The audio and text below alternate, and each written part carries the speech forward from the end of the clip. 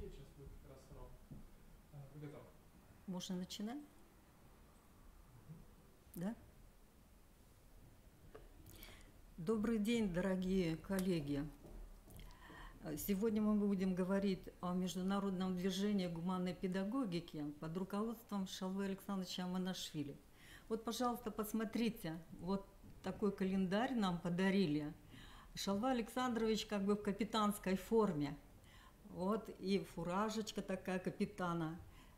Это говорит о том, что Шалва Александрович говорит, что лидеров в любом движении, в любом деле, лидеров должен быть лидер один, а единомышленников должно быть много, тысячи.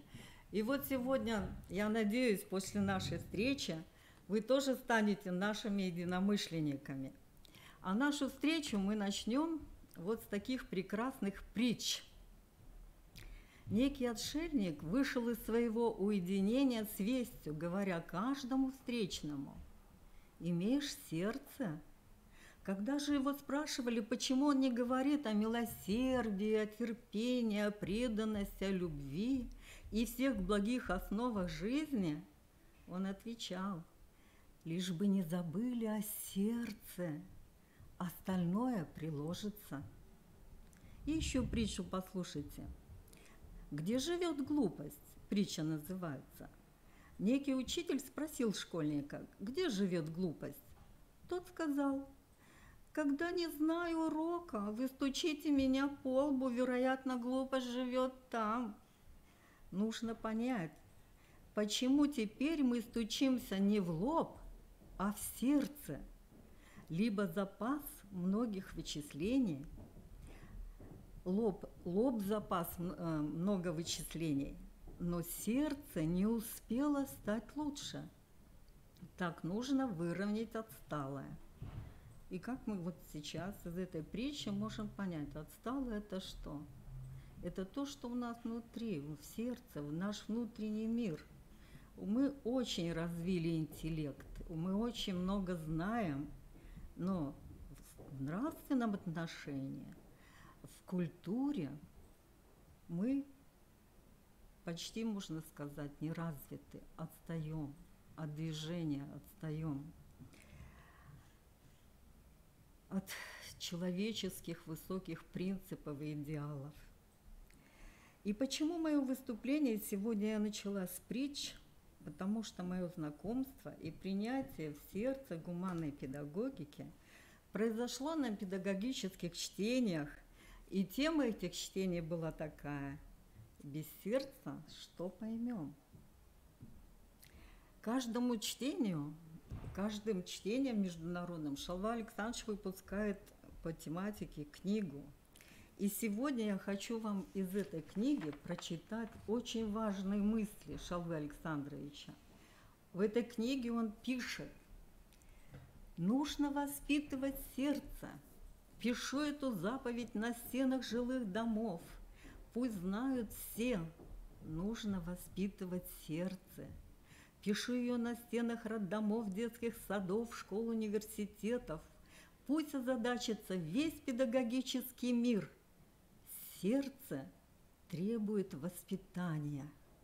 Пишу заповедь на стенах кабинетов министров, начальника, управляющих, законодателей, даже на стене кабинете президента. Пусть знают в верхах, только воспитанием сердца может преуспеть народ, государство. Забота о воспитании сердца есть самая важная задача любого государства». В одной мудрой книге я прочитала: изгнание Христом торгашей из храма остается символом предостерегающим.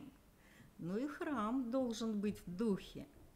Никто не может запретить обмен жизненных припасов, но пусть торгаши решают дела при свете сердца.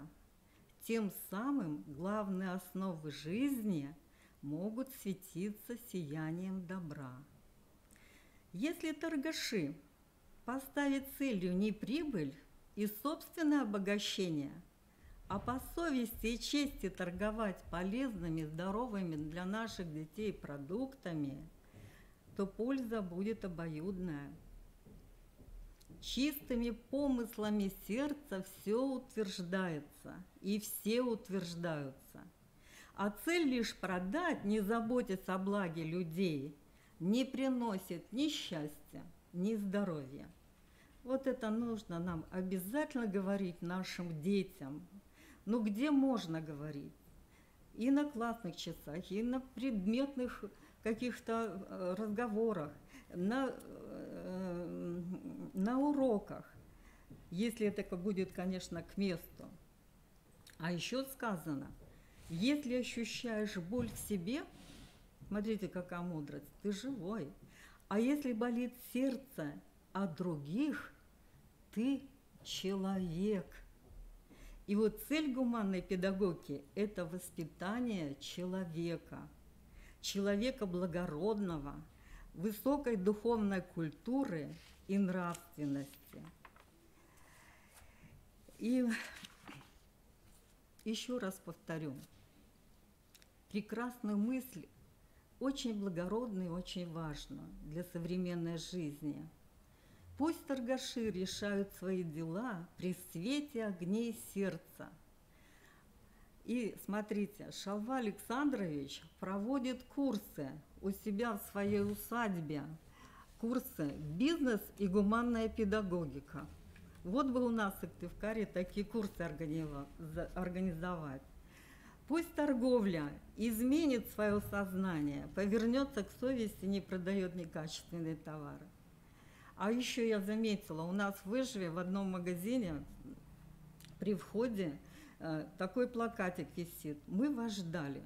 И сразу вспомнила, что на каких-то международных чтениях говорили учителя, что пора заменить плакат над входом в школу «Добро пожаловать» на плакат «Мы вас ждали» или «Мы вас ждем» или «Мы вам рады». Добро, вот по смыслу, его не жалуют. Это же не милостыня, это же дар.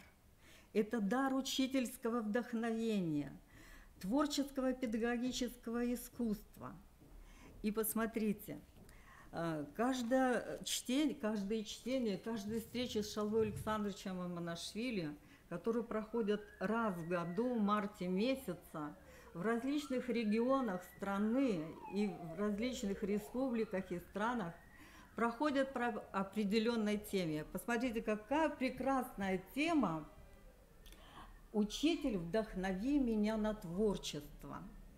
После наших встреч, после выступлений, после мастер-классов, лабораторий издается такой научный педагогический журнал, который называется «Три ключа».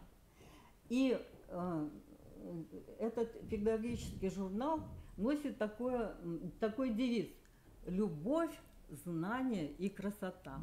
А символ гуманной педагогики – это сердце. На фоне сердца лебедь. Вот такой символ вот здесь вот в журнале он как раз изображен и имеет огромное значение. Надо сказать, что у нас в городе Сыктывкаре тоже прошли такие встречи с Шалвой Александровичем Аманашвили. И очень много учителей, почти около 500 человек получили у нас сертификаты. И я вам хочу показать, вот в конце встречи, вот здесь сидит Мария Вячеславовна Кузбошева, она принимала в гимназии искусства Шалву Александровича с Паатой Шалвовичем. И она сидит как раз в середине, и там вы увидите и Паату Шалвовича, и Шалву Александровича, и много, около сотни нас здесь. Мы остались и с ним сфотографировались. Это было в 2014 году. Встреча была незабываемая. И я полагаю, что и думаю, что очень многие учителя, которые приняли участие вот на семинаре, они напитались вот этим вдохновением, вот этой энергетикой вдохновения, которая всегда проходит на всех встречах с Шалвой Александровичем Аманашвили. Шалва Александрович Аманашвили говорит, что Чтение – это есть своего рода фейерверк творческих достижений учителей, путь самосовершенствования. И в прошлом году эти встречи, сейчас вот уже они проходят в различных городах, а в прошлом году мы ездили в Минск. Я вам хочу показать вот такую красивую книжечку «Приглашение и программа». И в Тбилиси на международные чтения приезжал ректор Белорусского педагогического университета и пригласил Шалву Александровича проводить там, в Беларуси, чтение гуманной педагогики. И такие вот прекрасные программы, посмотрите, издаются. Издаются прекрасные книги. Дело в том, что у Шалвы Александровича очень большая такая команда, сплоченная, которая готовит, проводит эти чтения гуманной педагогики. Вот это движение, оно охватило всю Россию, очень многие республики и за рубежом. Шалва Александрович делится и своим опытом, делится и призывает нас всех к любви, призывает нас всех творить вот эту любовь с детьми и в детях. Посмотрите, какие книги издают его подвижники. Вот Елена Евдокимова из Волгограда, «Беседы об учителе», прекрасная книга. Вот Шалва Александрович, посмотрите, вот такую прекрасную книгу издал «Рыцарь гуманной педагогики». Мудрость, каждое предложение здесь, на каждой странице это жемчужины мудрости сердца человеческого. Вот такая прекрасная книга. Ну, еще хочу показать, Шалва уже говорила, что сегодня можно назвать кого-то из педагогов, вот я не знаю такого педагога, у которого сегодня издается многомиллионными тиражами собрание сочинений в 20 томах. Вот такое издание, посмотрите, прекрасное. Бесценная книга «Искусство семейного воспитания». Здесь очень много можно взять. И не только педагогу, но и родителю. Бесценно. И все, посмотрите, не придумано, не взято из чужого какого-то опыта. Все из своей жизни, из своей практики. Все из любви к детям. Прекрасные книги. И еще книгу сейчас вам покажу. Вот посмотрите, как светлый ангел помогает. Как думаете, кто такой светлый ангел? Учитель? Нет. Светлый ангел – это дети. Вот так называют детей, которым очень нужно больше внимания, чем, может быть, другим детям. И эти дети становятся действительно светлыми ангелами. И в этом году нас всех Шалва Александрович приглашает в Казахстан. В Казахстане был организован центр, Бабек называется. Там открыт гуманитарный колледж, детский сад, и называется программа «Самопознание». В общем, нас приглашают в город, в столицу Нур-Султан. Нас приглашают на сайте гуманной педагогики, уже опубликованы даты, это 20 и 22 марта 2020 года. Надо сказать, что на такие вот международные совещания ездим я и Мария Вячеславовна от Коми Республики. До сих пор ни один ученый, преподаватель СГУ и Коми пединститута бывшего, сейчас Института педагогики и психологии, ни один ученый не был на таких встречах, нигде мы не видели. Были еще, приезжали учителя-педагоги, больше всего гимназии искусств, больше всего. И мы еще вас приглашаем. Если в Казахстан, конечно, очень дорого и далеко, то, пожалуйста, по просьбе Департамента образования города Москвы уже 7-й раз в Москве будут проводиться всероссийские чтения по гуманной педагогике. Они проходят обычно в конце января, в начале февраля. Сейчас, может быть, дата нету на сайте гуманной педагогики, но обычно в декабре уже бывает конкретная дата. Надо сказать, когда заходишь в зал, а проводится это здание Института иностранных языков Московского государственного педагогического университета, когда заходишь в зал, там половина участников, студенты педколледжа Москвы, этого университета, и вот уже несколько лет подряд преподаватели, которые сами принимают гуманную педагогику, они учат студентов и воспитывают как бы себе смену. И Шалва Александрович воспитал себе смену. Сейчас президентом официальным является его сын Паата Шалвович. Он доктор философии. И Шалва Александрович, когда мы все это начинали в 2002 году, он обращался к залу, к участникам гуманной педагогики и говорил: защищайтесь, защищайтесь, станьте докторами, кандидатами педагогических наук. На гуманной педагогике нужны свои ученые. И еще хотелось бы сказать, что не думайте, что там все такие, как я, рядовой там педагог и пенсионер. Шалва Александрович воспитал себе смену, а те воспитывают тоже себе смену. И каждый из руководителей, из его команды, он занимает государственную должность.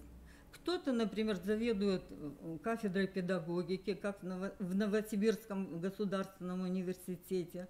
Кто-то является членом педагогического коллектива какой-нибудь школы крупной. Очень много директоров лицеев.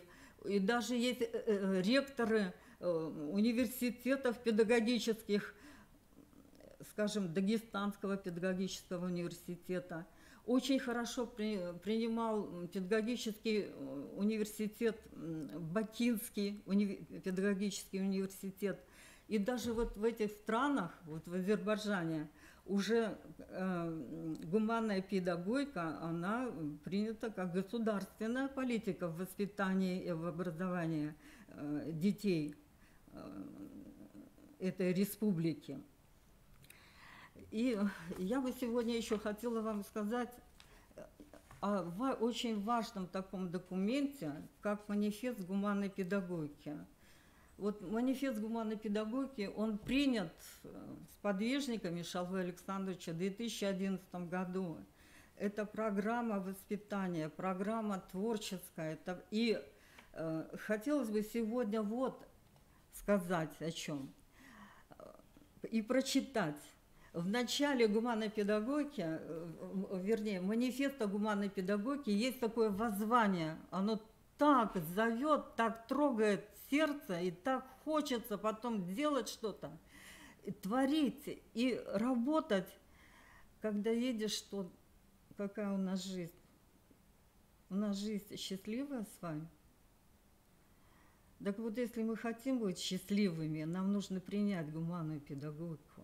Всем сердцем ее творить с ребятами в школах, во всех учреждениях образовательных. И вот сказано: мы, соавторы манифеста гуманной педагогики, обращаемся к мировому сообществу людей, озабоченных современным состоянием воспитания и образования подрастающего поколения. Обращаемся к каждому учителю, воспитателю, педагогу, руководителю и работнику образования, каждому родителю, каждому студенту педагогических и непедагогических вузов и колледжей, каждому школьнику, ко всем людям, кому не безразлично будущее нашей планеты. Посмотрите, будущее нашей планеты. Предлагаем манифест гуманной педагогики, идеи которого служат целям духовно-нравственного становления подрастающего поколения, в атмосфере гуманности и личностного подхода к ребенку. Призываем вас к единению вокруг манифеста и сотрудничеству в оздоровлении и обновлении образовательного мира, чтобы каждый ребенок воспитывался человеком благородным, великодушным, развивался духовно и нравственно, овладевал знаниями, расширяющими его сознанием и влекущими к творчеству и к созиданию блага, учился выражать, беречь и утверждать в жизни свою свободную волю, любил Родину, ценил и бережно относился к многовековой культуре своего народа и человечества. Для обновления мира образования на основе идей гуманной педагогики нам придется учитывать и преодолевать препятствия, возникающие как во внешнем, так и в нашем внутреннем мире. А вообще суть чтения гуманной педагогики – это, конечно, есть перевоспитание прежде всего самого себя. Мир изменится, если мы станем другими, если мы станем краше, красивее во всем, если мы будем примером для всех, то и люди изменятся. И еще сегодня сказано, что очень большую роль сейчас в воспитании, вообще в жизни принадлежит женщине.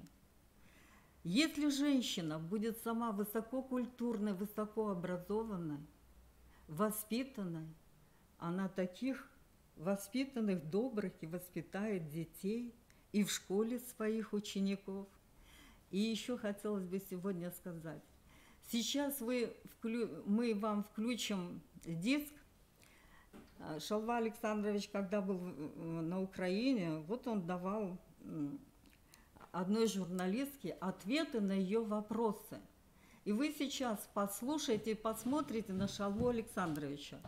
Ну, я хочу вам сказать, что ему 88 лет, а вы посмотрите, как он выглядит. Вы посмотрите, какой светлый, чистый. И его и называют ангелом нашим, учителя. Учителя и считают его высоким для себя учителем.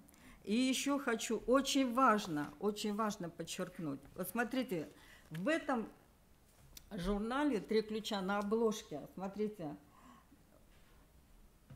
все центры и лаборатории гуманной педагогики, где сейчас есть у нас в России и в других странах, и то не все. Тут нет Владивостока, Иркутска, Благовещенска. Востока здесь нету, еще больше. И с каждым годом больше и больше появляется и школ гуманной педагогики, и лабораторий, и чтения проводятся по всем регионам. И еще хочу сказать, что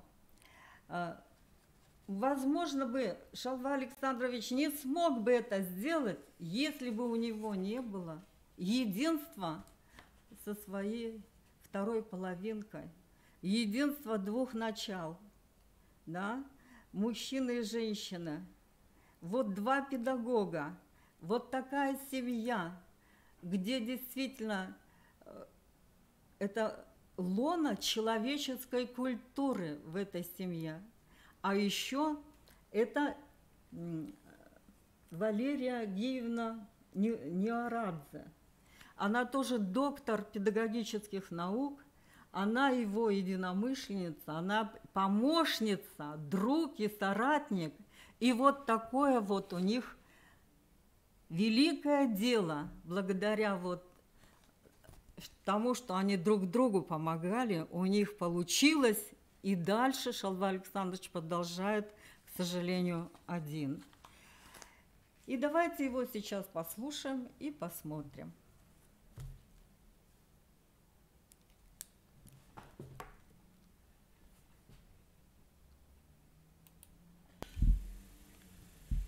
На Украине я бываю очень часто.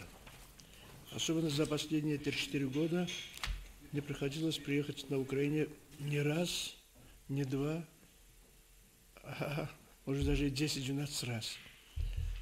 Это связано с тем, что учителя просят провести семинар по гуманной педагогике.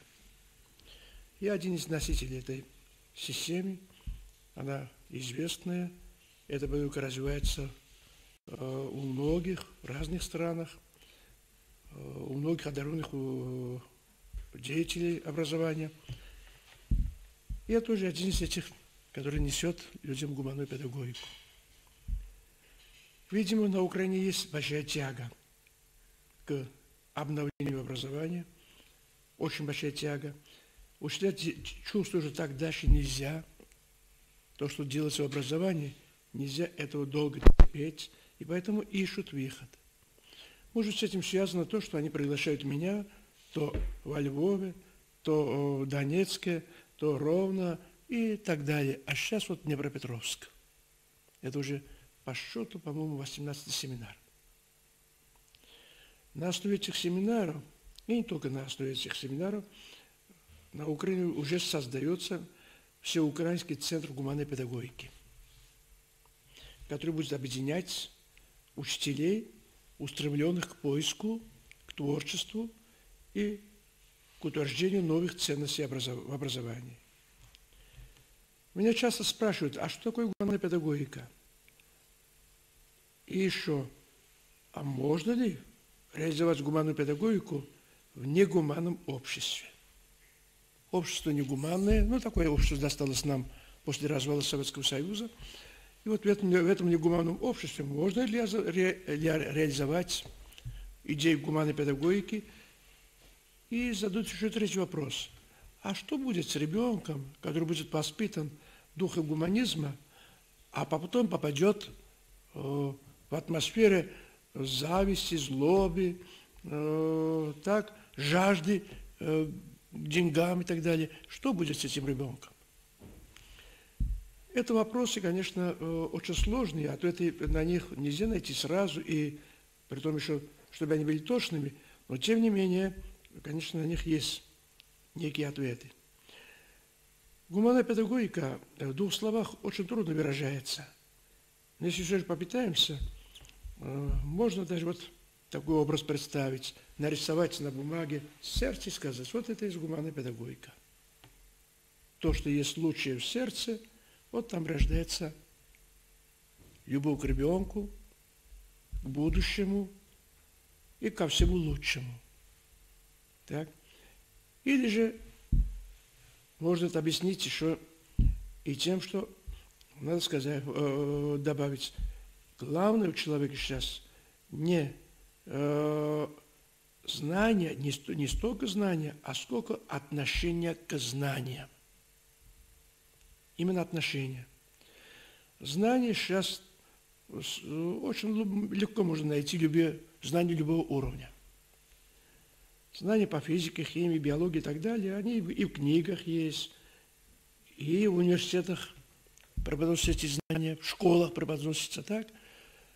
Но вот отношение к этим знаниям не взращивается в детях, в молодом поколении. Есть такое мудрое высказывание Менделеева. Знание в руках необлагороженного человека то же самое, что и сабля в руках сумасшедшего. Вот сейчас давайте подумать, стоит ли давать человеку знания, притом современные мощнейшие знания, не облагородив его сердце, без воспитания. То есть есть знания, но нет воспитания. Что мы сейчас и делаем?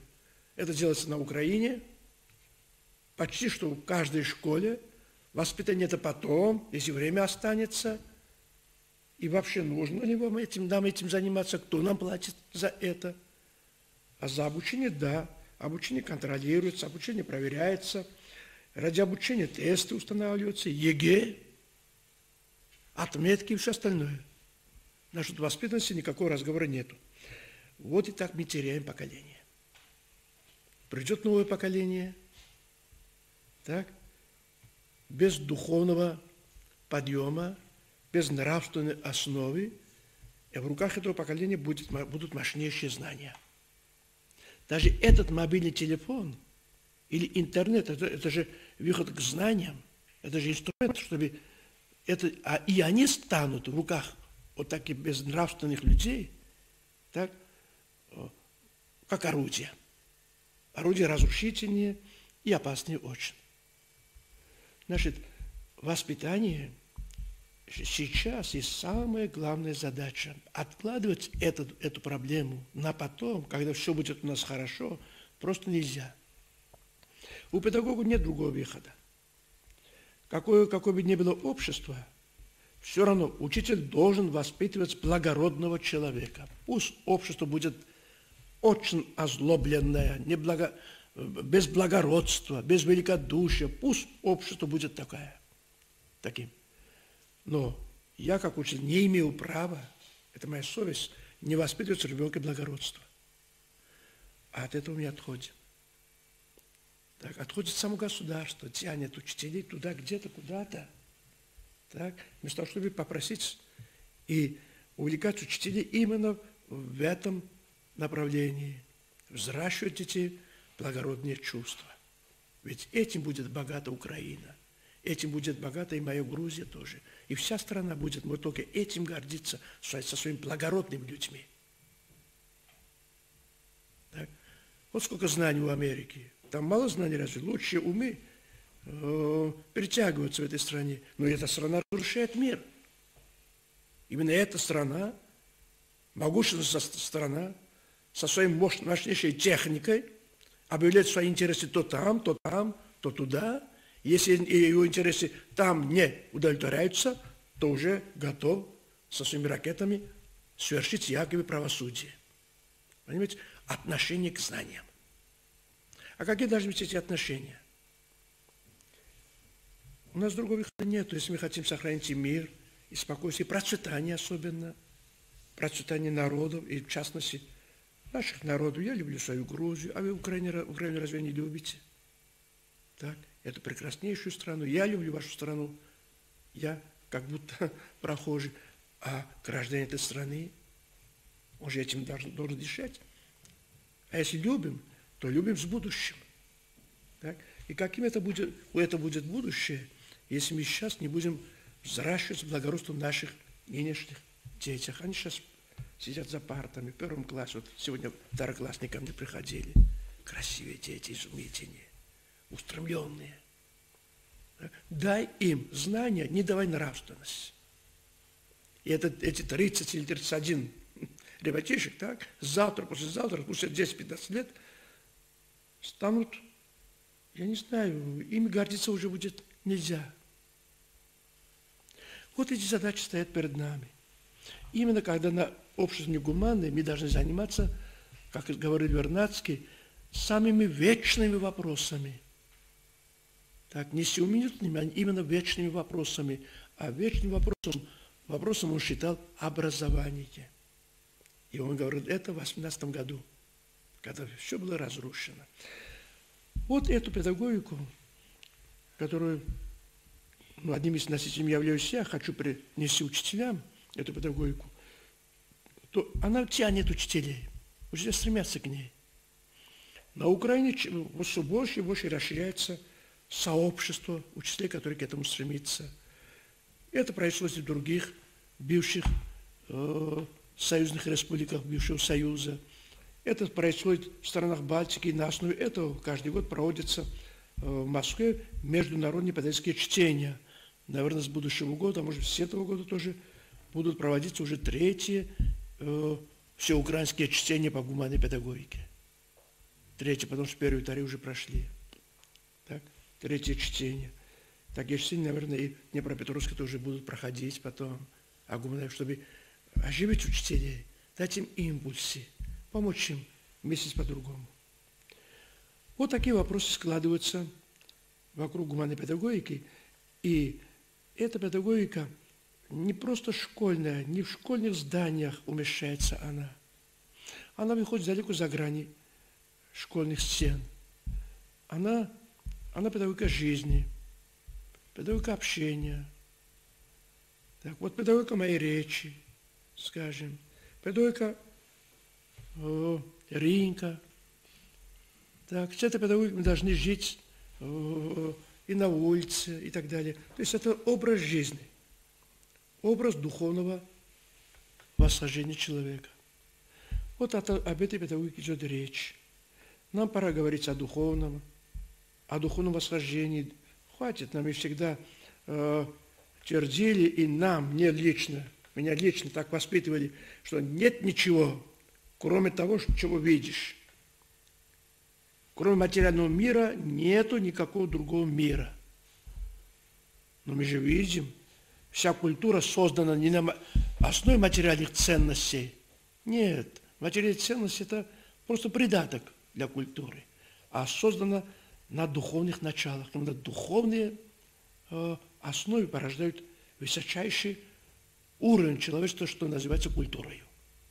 Именно духовные ценности. Отними у людей духовные ценности, тут же погаснет культура. Национальная культура тут же пропадет. Говорим, общечеловеческая культура. А что это общечеловеческая культура? В этой культуре мои корни. И эти корни питают этот огромный дуб. Не были бы мои корни, дубы, наверное, не состоялся бы. В общем, духовный рост человека – это важнейшее условие для нынешней школы. Но как пробудить учителей для этого? Конечно, те семинары, которые, скажем, мной проводятся, или мои коллеги проводят, или те книги, которые выпускаются и так далее, это капля. Это капля.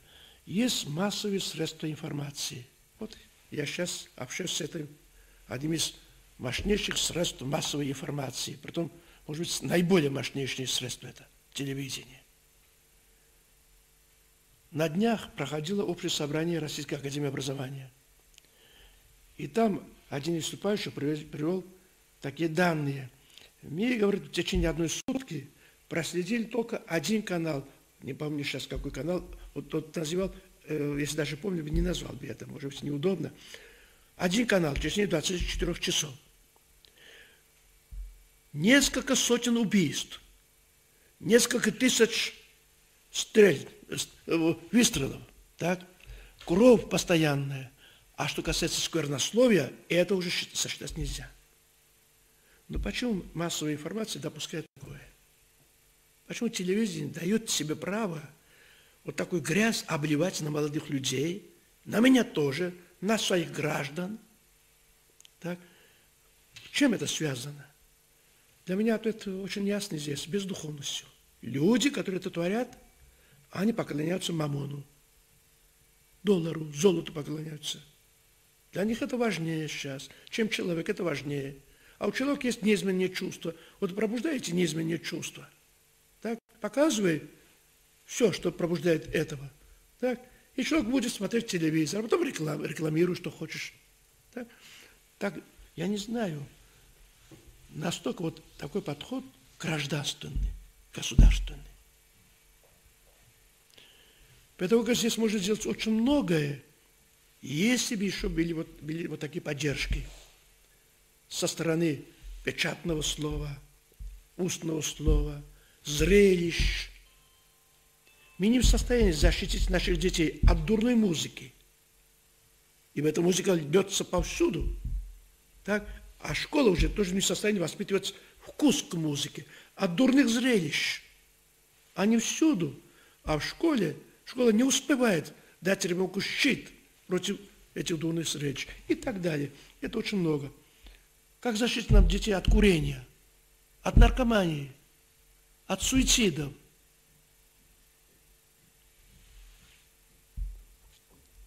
От неких западных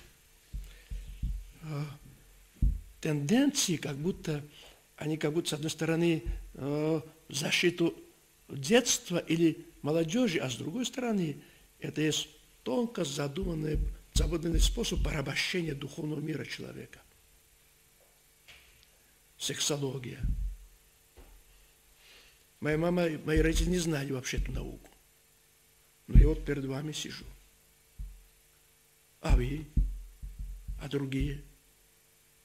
Нужно ли специальные уроки давать на то, как целоваться, как совершить акты, как защититься? Это пусть отец пошептается со своим сыном, пусть мама это скажет. Или же пусть учитель скажет тому, кому это нужно будет, учитель поймет этого. Но когда мы открываем вот эти двери, а это похабщина, мы это никак не можем облагораживать, то ребенок, который еще не осознал в своем выборе, так, попадает под влияние вот такого. И получит потом иного гражданина великой страны. Украина – великая страна. Иного гражданина. Иного не столько строителя, столько эгоиста. И, как говорит Вернадский, неужели учитель, нынешний учитель, это был в 18 году, будет довольствоваться, когда он будет воспитывать жадных до денег банкиров, скалозубов будет воспитывать. Так? Неужели все будет довольствоваться этому? Вот наш зов к тому, чтобы мы не довольствовались вот этому. Я рад вот этому учителю, который сейчас сидит в зале. Их не знаю, 600, что ли. Так, они пришли. Рабочие дни, уроки пропускают, чтобы затем лучшие уроки давать детям. Так, возвыситься в духовном мире. Вот такие вопросы возникают перед нами, хорошие мои друзья. И не порешайте их научно или образным художественным словом, с помощью средств массовой информации, с помощью лучших книг по педагогике, веселых, радостных книг, а не скучных и так далее. Так? С помощью лучших зрелищ. Не порешать это грех. Мы будем брать на себя грех. Для меня сейчас самая главная проблема не лучшие программы, не лучшие учебники, даже не оснащение школы, компьютерной техникой, не евроремонты. Это все приходящее, это дело цивилизации. И куда мы денемся? Государство богатое постепенно, конечно, будет пользоваться этими богатствами. Это должно быть. Но это не проблема. Это не проблема. Проблема в том, кто в условиях этого богатства, этих вещей воспитывает ребенка. Каково устремление вот этого руководителя, учителя, то есть. Учитель формирует нравственность. Учитель воспитывает, учит. Значит, где проблема? Именно в человеке, в учителе, в личности учителя. Он реформирует школу. Он же будет деформировать школу. Плохие программы в руках хорошего учителя хорошими станут. Хорошие программы в руках плохого учителя, двоечника, плохими станут. И пусть министерство не кичится тем, что реформирует школу. Нам надо, в первую очередь, реформировать духовный мир учителя. Вот тогда и все остальное будет реформировано. Ибо учителя-реформаторы и раньше были, и сейчас они есть. Они не кричат, не орут, не показывают ничего. Они просто отходят от государственных норм, от государственных стандартов, закроют классные двери и творят чудеса. Это любимые учителя для детей. Но те, которые пока еще сохранили страхи перед цензурой, перед инспектурой, перед проверками, перед начальством, те, конечно, ни шагу не отойдут от норм на шаг вправо или влево. Разве стандарт? Это стандарт. То есть стандартизируется школа, стандартизируется мысль, стандартизируется личность. Ну, этим, кажется, конечно, нельзя. Но я решу эти, кажется, не потому, что это таки останутся. Не останутся. Сейчас приходит поколение, которое, если мы не поможем, сами себе помогут. Они сметут нас. Так? Но задача в том, чтобы мы не отстали от наших детей. И мы тоже обновлялись. Ведь нам тоже хочется быть носителями света. Я рассказываю своим учителям одну притчу, да и этим давайте я завершу свои размышления. Притча вот такая, как старик сидит у обочины дороги и смотрит на дорогу. И видит, идет человек, и за ним еле поспевает маленький мальчик. Прохожий остановится перед стариком, говорит мальчику: дай кусок хлеба из наших запасов, дай глоток воды, наверное, нуждается, потому и сидит у обочины дороги. А сам спрашивает у старика: почему ты тут сидишь? Тот говорит: я тебя ждал. Меня, говорит, тот и удивляется. Да, говорит, тебя жду, вот давно жду тебя. А почему, спрашивает тот?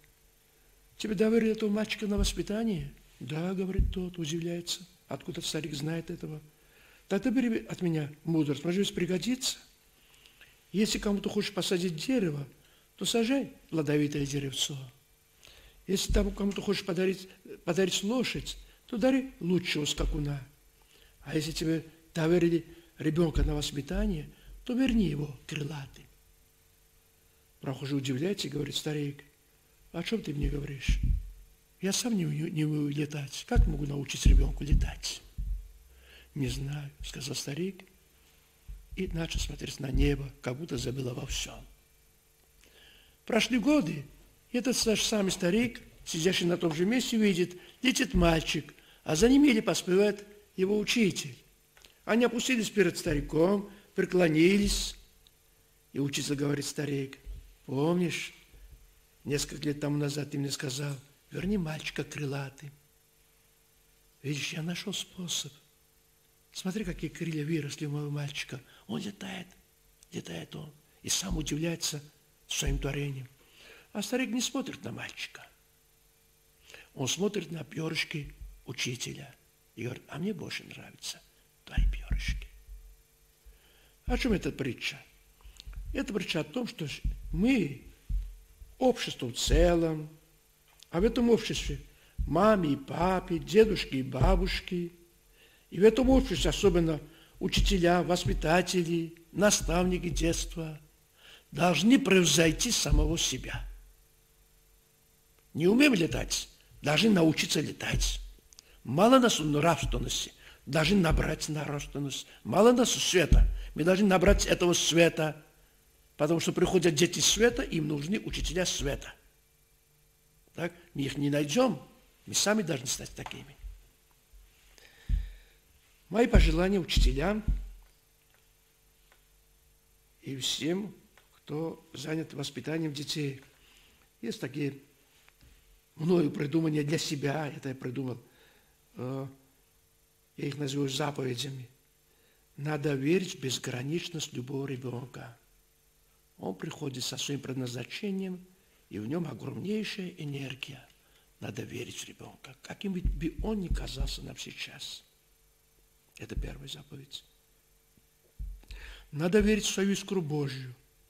Каждый из нас от Бога учитель, от Бога воспитатель, от Бога отец, от Бога мать, от Бога прохожий. Каждый из нас. Надо верить в это и искать в себе искру воспитания. Искру, чтобы дать детям пример, образец, образ. И третья заповедь. Нам надо верить только в силу гуманного подхода к детям, духовного подхода к детям. Так? Если мы в это не будем верить, то нам остается только силовой подход. Другого нету.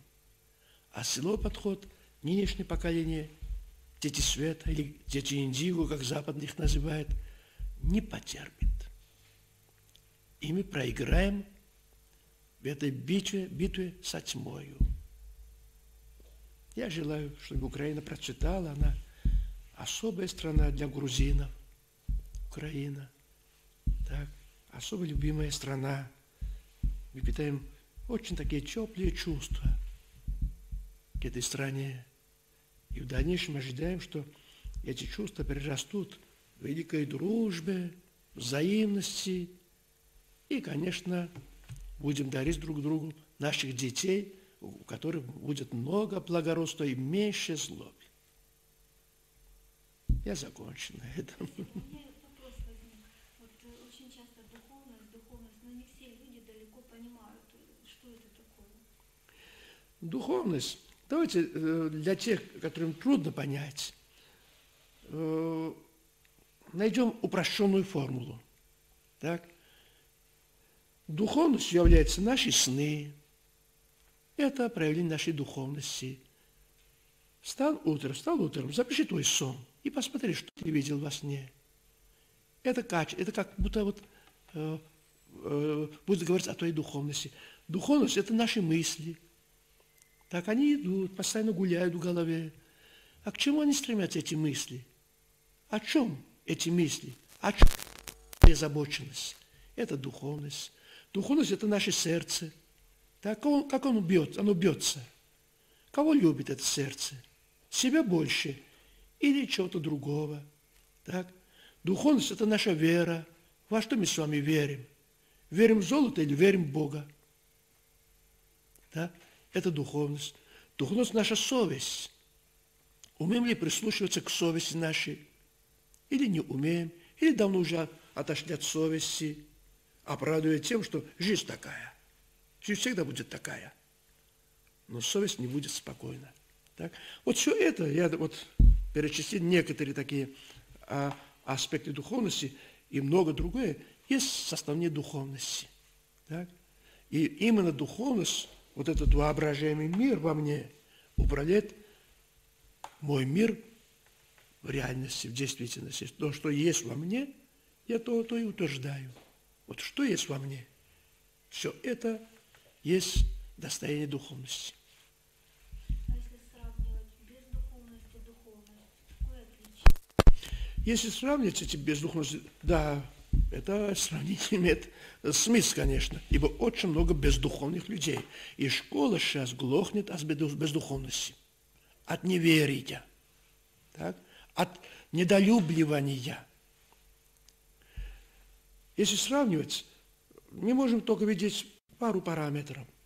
Духовность – это любовь. Без духовности любви не может быть. Ибо любовь только качество духа. Человек, который не умеет любить, он бездуховный. И он, конечно, разрушительная сила. Духовность – это доброта. Бездуховность – это злоба, это зависть. Так? Человек, который не умеет творить добро, безо всяких причин, так? И даже не думая о последствиях, тоже бездуховный. Можно назвать такого бездуховным. Это разрушительная сила. Так? Духовность – это возвышение мысли, возвышение светлой мысли. Так? Мысли, творящая сила. Это не просто мысли, а не творящая сила. Так? Возвышение мысли. А паскудные мысли – это бездуховность. Духовность – это доброречие, чуткоречие, любоноречие. А сквернословие – это бездуховность. Вот сравнение духовности с бездуховностью. Сейчас вы можете выбирать, какой вы хотели бы иметь сына. С духовностью или без духовности. А как вы ее воспитываете? Как можно воспитывать духовность? Разве этого скажешь в двух словах? Но если все же попытаться. Есть, гуманная педагогика имеет свои аксиомы. И там мы можем найти выход. Ну, выход какой? Потом нужно прикладывать свое творчество, чтобы этот выход состоялся. Аксиомы такие.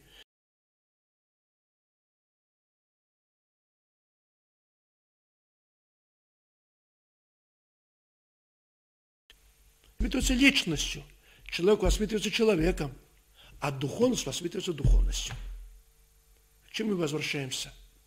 К личности воспитателя, учителя, к личности отца, матери. Так, кто они такие? А есть уже целые школы, которые вот работают? Да, конечно, их очень много. И на Украине, почему я сказал, что на Украине создается всеукраинский центр гуманной педагогики. Это не двое-трое объединились там. Уже несколько тысяч учителей прошли, и эти семинары, без семинаров, они уже давно занимаются гуманной педагогикой. Если они не объединены сейчас организационно, они духовно объединены. Так? А эти школы открыты сейчас в странах Балтики, там тоже создан центр гуманной педагогики, так, для этих стран. На Украине сейчас, как вы видите, много школ. В России очень много школ. Если вы будете приедете на наше чтение, это 9, 10, 11 января, каждый год, так, то и там увидите огромное количество людей и карту большую. Карту, где горят лампочки, так, красивые лампочки. Эти лампочки будут обозначать, где создан центр гуманной педагогики. Их будет около 300. А каждый Каждая лаборатория объединяет не менее 50, 60, а то и сотен учителей. Вот сейчас считайте, сейчас, пожалуйста, да? Но знаете, в чем дело? Дело не в том, что все были такими. Нет. Нельзя, не надо, чтобы все были Пушкиными, чтобы вся Украина была переполнена кобзарями, правильно я выразился, да? Или, да. Это не нужно. Кобзар нужен один. Сковорода нужен один нам. Один нужен. Руставели один нужен. Не надо много руставелей, а последователей нам нужно много. Так? Вот так же есть основа учителей, которые стремятся к гуманной педагогике и свершить чудо. Сейчас нужны последователи. Если вы тоже поможете со своими мощнейшими средствами, так, с этим, как мы ласково говорим, голубой экран, а на этом голубом экране злоба творится. Если вы тоже поможете в этом деле, тогда мы вместе в этой борьбе выиграем. Света будет больше, тьма будет меньше тьмы, любовь будет больше, радость будет больше, счастье больше будет у людей. Вот в этом забота. Вот какую проповедь, да, я читаю. Получается проповедь. Чем эти современные дети отличаются от нас, вот, как мы были в школе? Ну, были 60-е годы. Тогда тоже рождались дети, в конце 50-х, в начале 60-х годов. Эти дети очень отличались от своего поколения, старшего поколения. Их называли детьми-акселератами. То есть высокий стан, представительный такой вид, так, плечастые они, мускулистые. Это внешние формы. Но когда мы провели умственные способности, оказалось, что эти дети начала 60-х годов очень резко опережают своих сверстников 30-х годов. Так? А сейчас начало 21 века. Да? Дети эти резко отличаются и от вас, и от меня, и от всех нас. Дети, которые сейчас сидели у меня за партами, их называют детьми света, детьми нового сознания, детьми индиго. Так? Детьми, над которыми возложена новая задача в эволюционном росте человечества. Мы заблудились. Вот видите, мы заблудились с вами все. На Украине заблуждение. Политическое, нравственное, какое хоть заблуждение. В Грузии то же самое, в России. Вообще, а в Америке совсем заблуждение. Заблудились. Так? А кто нам поможет вырваться из этого заблуждения? Мы в дебрях находимся. Нужен провожатый. Мы с вами. А еще раз повторю, а разве эти экраны, эти каналы, это не дебри? Это не грязь? Кто нам поможет выйти из этого? Вот приходят дети на помощь нам. Им надо исправлять наши недоразумения, наши ошибки. Им надо, а мы воспитателями называемся для них. Вот надо найти себе смелость, чтобы стать для них достойными воспитателями.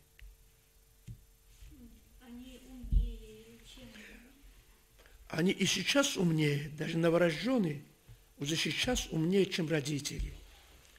Только если родители потом не оглупеют ребенка, он уже умнее. Дух умный у них, дух мудрый. Это высочайший дух, не просто дух, это другой дух. Если мы дадим еще и возможность раскрыть свою духовную суть, то мы увидим, настолько дальше они нас опережают. Эти акселераты принесли нам и телевидение, и мобильники, и компьютеры, и интернет. Это они создали. Те, которые рождались в конце 50-х, в начале 60-х, они не принесли нам эту цивилизацию. Вот приходит поколение, которое должно поднять эту цивилизацию до культуры, иначе гибель. Понимаете, вот в этом и превосходят наши дети. Со своей задачей превосходят нас, наши дети. Их много. Как это увидеть? Ну, кто-то скажет, мои глаза видят сильное сияние вокруг ребенка, поэтому он индиго.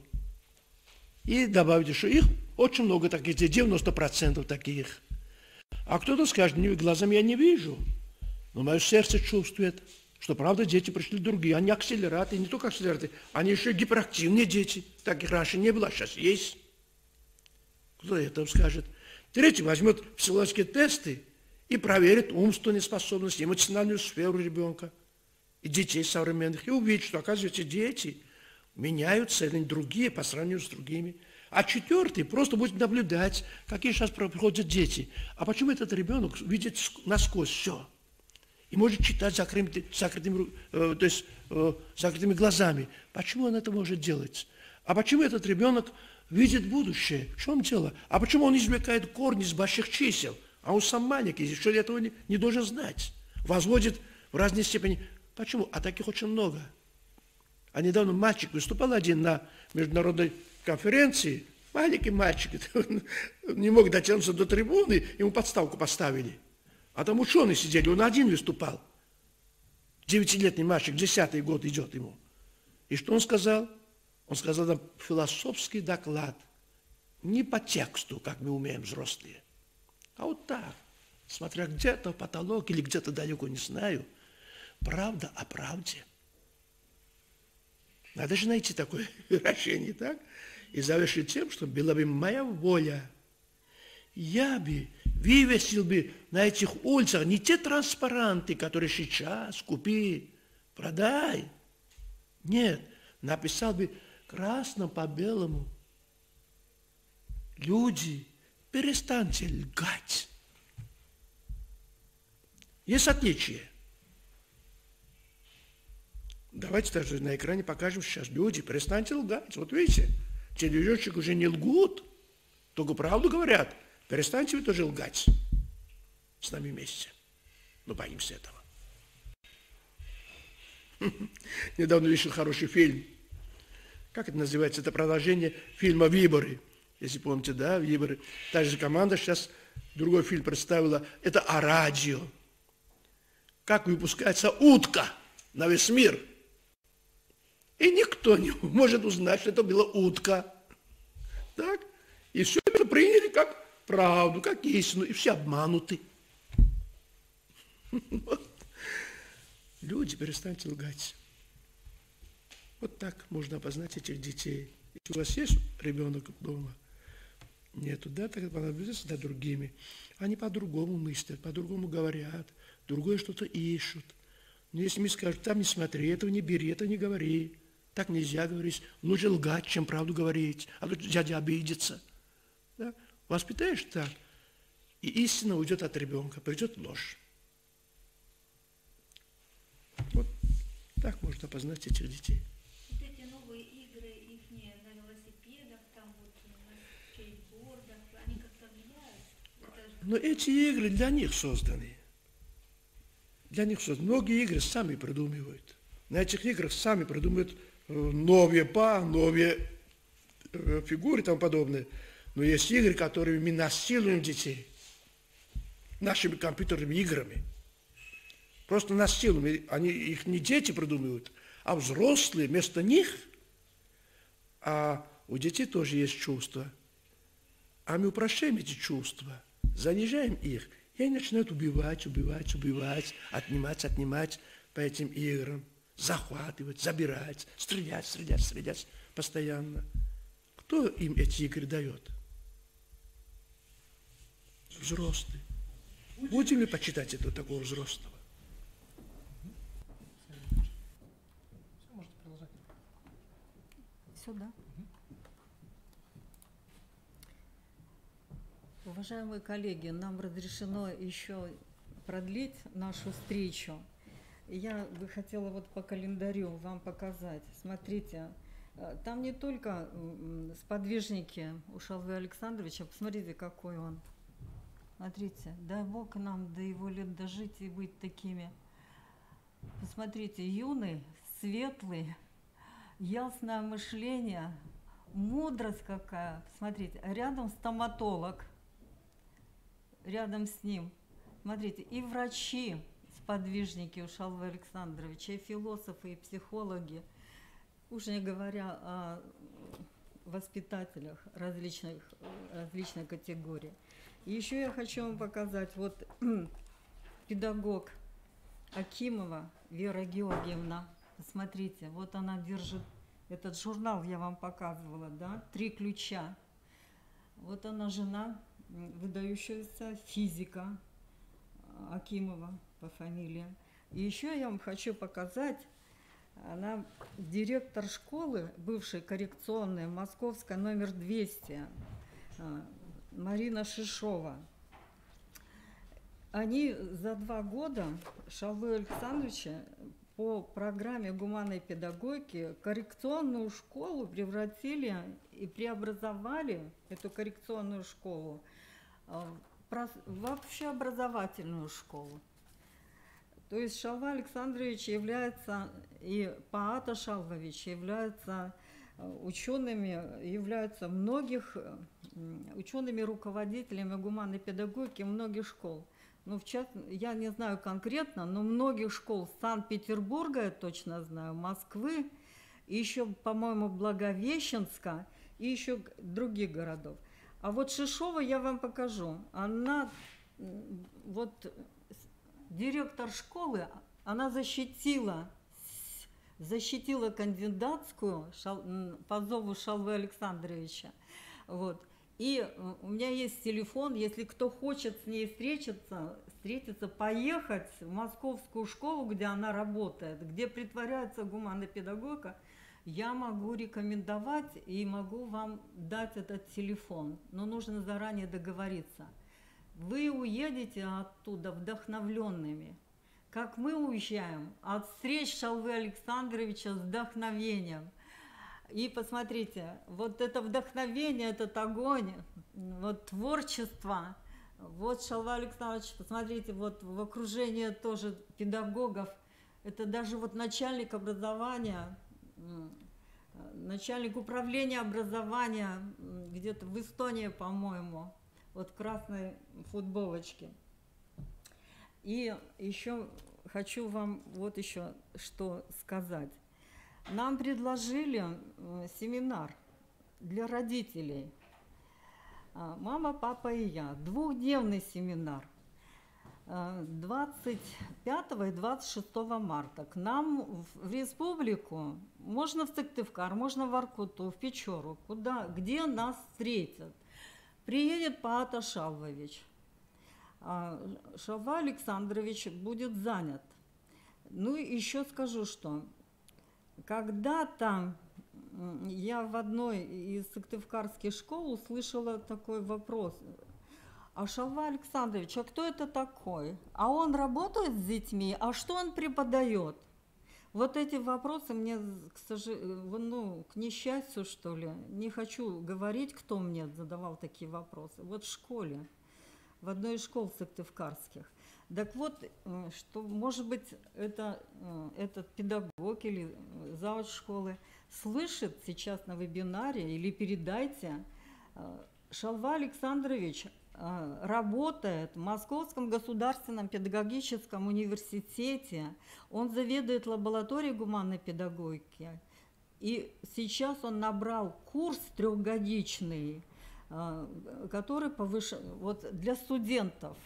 И как бы это высшая категория будет его воспитания, его образования для студентов по гуманной педагогике. Практикует до сих пор, разъезжает по странам, по городам, график разъездов уплотненный. Вот у меня он даже с собой, но не буду вам показывать. Можете посмотреть на сайте гуманной педагогики. Мы попросили семинар, Минобразование не против, но они не могут найти финансы. Семинар стоит денег. Может быть, кто-то откликнется, может быть, кто-то примет 25-26, может быть, найдут спонсоров. Это будет опять выдающееся событие. И смотрите, давайте мы еще вот акцент сделаем. Самое-то главное воспитание – это, конечно, в семье. И была тема такая, международных чтений, «Семья – лона человеческой культуры». Ведь так должно быть. И посмотрите, как они много делают. Они то, что вот зарабатывают через эти семинары, вот деньги берут. У меня спрашивают, а почему они деньги берут? Да деньги берут вот для того, чтобы эти книги издавать. Государство ничего ведь не дает на эти книги. Для того, чтобы эти курсы организовывать. Они у себя в Бушете создали культурно-просветительный центр.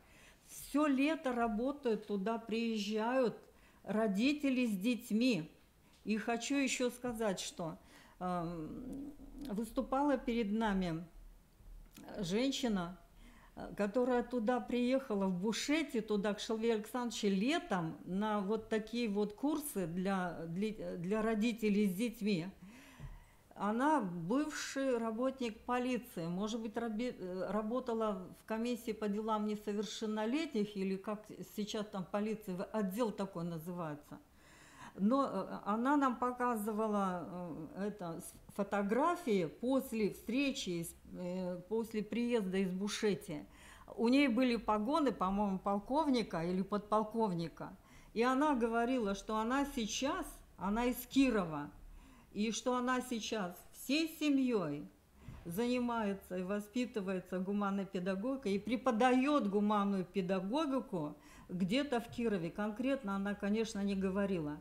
Она приезжала с ребенком, с мальчиком, подростком, со своим мужем, и все это нам рассказывала. Посмотрите, после встречи с Шалвой Александровичем, как изменяется сознание родителей. Когда он еще нам приводит примеры, родители задают вопросы очень такие проблемные, вопросы по воспитанию. И Шалва Александрович говорит, что буквально через некоторое время звонок. Благодарим за совет, за ответ. У нас все наладилось. Уникальное явление у нас в педагогической культуре. Это семья Манашвили. Ну и сейчас я вам хочу прочесть. Значит, чтения проводятся в различных формах, и такая форма есть – лаборатория гуманитарных знаний. И вот девиз такой: чтобы вдохновение снизошло на нас, надо нам самим устремиться к нему. И вот одна из учительниц, из учителей, вот что говорила. Ее фамилия Сухичева, она из Иркутской области, поселок Мегет.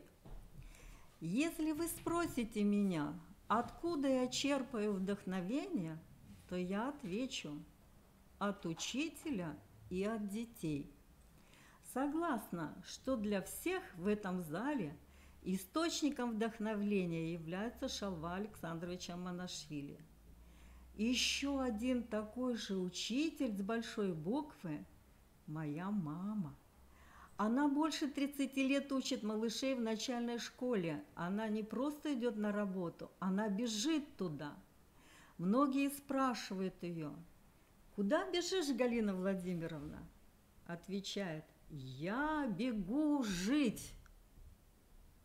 Вот когда это прочитаешь, действительно жить хочется, творить добро, счастье творить. Теперь так же, как мама, бегу в эту школу к детям и я. Зачем? Жить. Бегу учиться жизни у своих ребятишек. Бегу показать им, какими прекрасными могут быть жизнь и человек. Бегу вдохновлять и быть вдохновленной. Я вам всем желаю вот такого творческого вдохновения, вдохновения любви к жизни, творить это вдохновение везде, на каждом шагу, с ребятами, в семье в своей, везде в жизни. Ведь Макаренко говорил, что воспитание совершается на каждом квадратном километре, а мы сейчас можем сказать, на каждом квадратном метре это воспитание должно быть.